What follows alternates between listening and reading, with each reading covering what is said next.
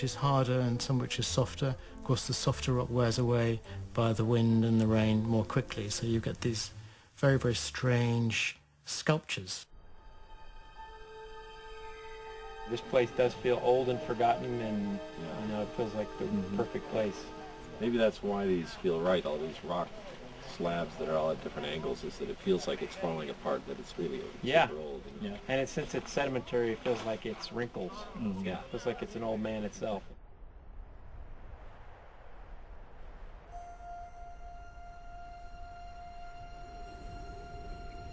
These tepuis are so tall, they kind of say that they make their own weather systems.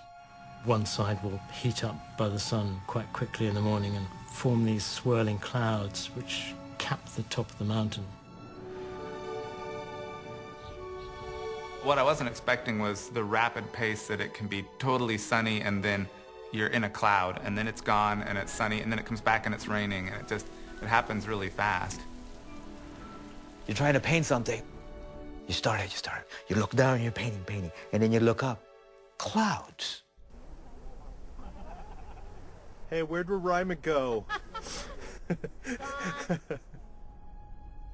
There's a sense you get just as a human by going somewhere and smelling and feeling and being there that you can never get in a book or a movie. You gotta smell it, you gotta taste it, you gotta be there to get the realness of it. Scale, you can't really understand in a photograph, because usually it's like the plants are all close up and the rocks far away, but then when you think about everything together in a landscape, the plants are just really small and insignificant. And 80% of them exist only on top of these tepuis, so it's all new. It's things you've never seen before. When you see them in the photos, they just look like cactus or, you know, something that you already know. But when you actually feel some of those, like the stegolepis, it's so thick, it's like a piece of plastic. I think because they have to be so hardy and retain so much water within themselves. There's not much soil on top of a lot of these mountains. It only settles in little gullies. And from that little bit of soil, you'll have as many plants as it could support. Yeah. It just felt like we were looking around at a flower shop. Like little Japanese ikebana or little Japanese gardens. Everything just seemed to be arranged by somebody up there.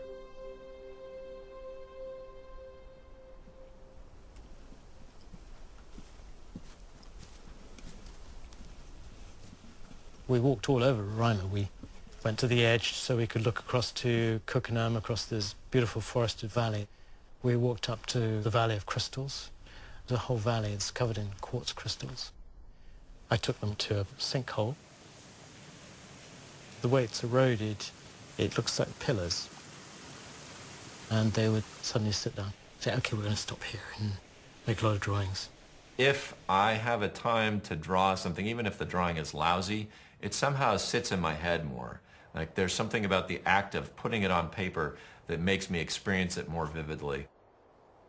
It was an interesting experience for me because they would gaze in wonder at something and would examine it in fine detail to feel it and, you know, make beautiful watercolors, ask very different kinds of questions. What you pull out of the experience as an artist is essentially what you're trying to show the audience. And that means that what we localize on and what we can feature is very important while you're there in the location. Their sketches really tell you a lot about who they are, what they look for, and what's important in the landscape. Ronnie Del Carmen's had a real emotional, colorful quality to what he did.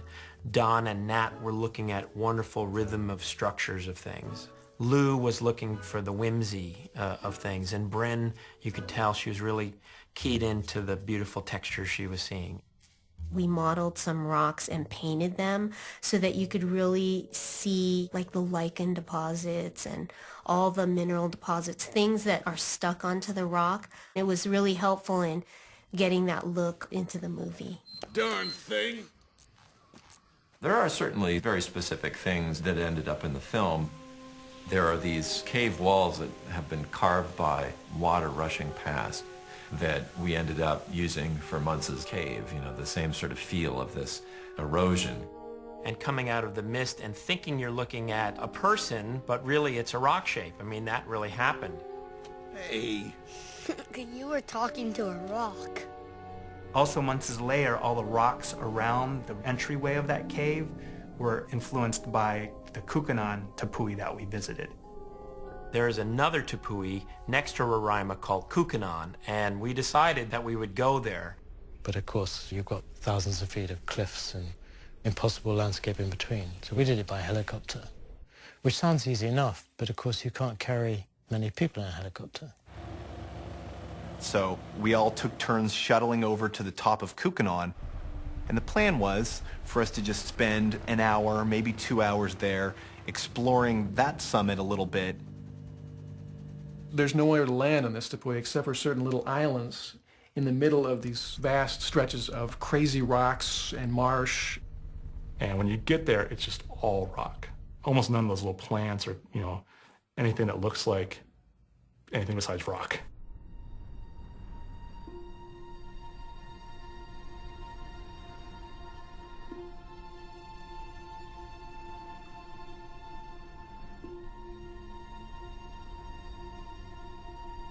Most of the time up there, it was just dead silent. There's nothing.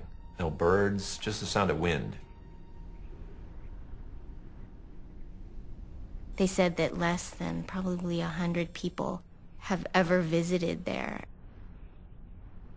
It's an extremely dangerous mountain, but it's such a labyrinth of rocks, it's easy to get lost, and several people have disappeared without trace.